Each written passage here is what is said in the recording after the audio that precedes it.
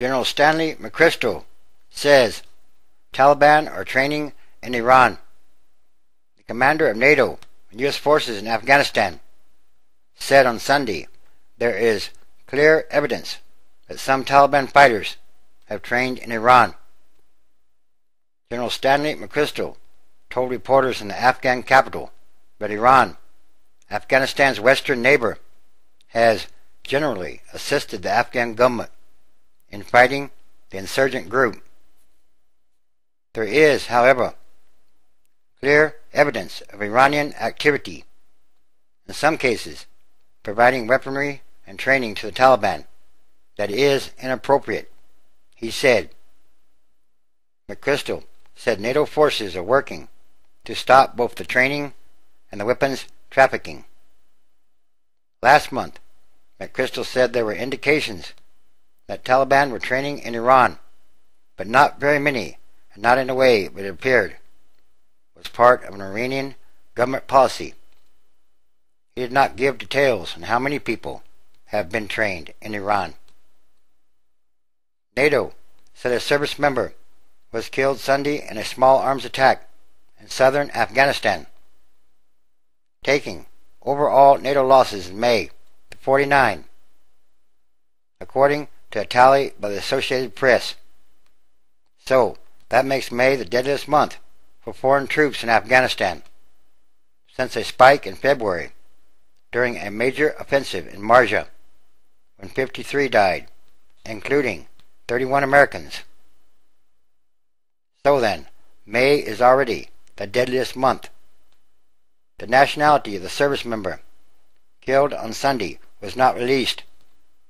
May is already the deadliest month for U.S. forces this year also, with 32 troops killed. The month also brought the 1,000th U.S. military death in the Afghan war since it began in 2001. And on June 7th of this year, the Afghanistan war will be the longest war in U.S. history, even longer than the Vietnam War, 104 months since the Afghanistan war started. The Taliban has spread out beyond their heartland in the south in recent years to increasingly launch attacks countrywide, and they seem to be increasing in frequency. Progress is not yet fully established.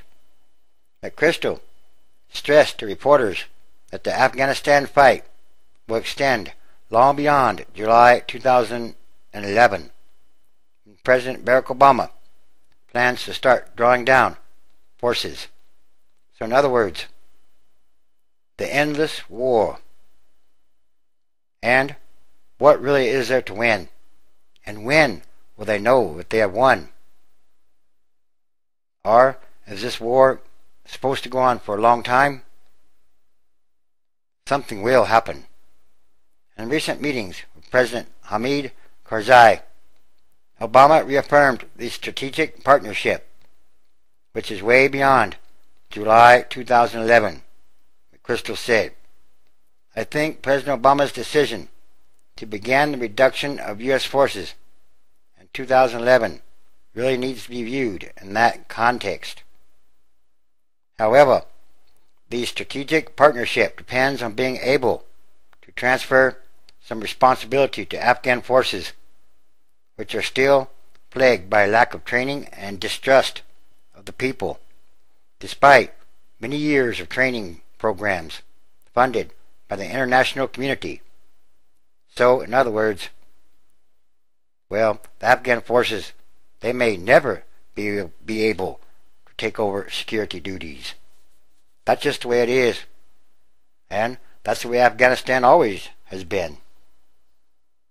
The Marja offensive has been followed by the re-infiltration of Taliban forces into the area, despite a continuing strong U.S. Marine presence. We've dramatically changed the state of the insurgency in that region, McChrystal said, while acknowledging that progress there is not yet fully established. And again, in other words, well, they're not really winning, are they? A summer offensive planned for the Taliban birthplace of Kandahar will be similarly painstaking, McChrystal said.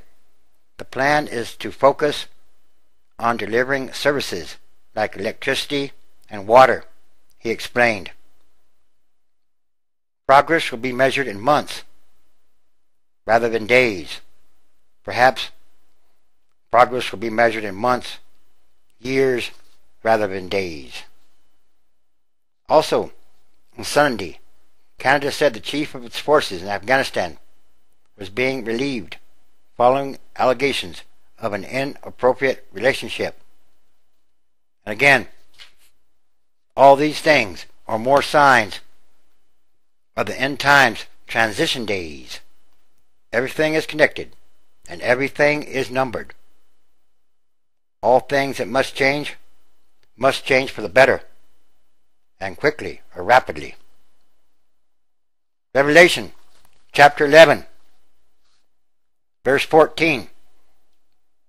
The second woe is past, and, behold, the third woe comes quickly. 15. And the seventh angel sounded, and there were great voices in heaven, saying, The nations of this world are becoming the nations of our Lord and of his Christ.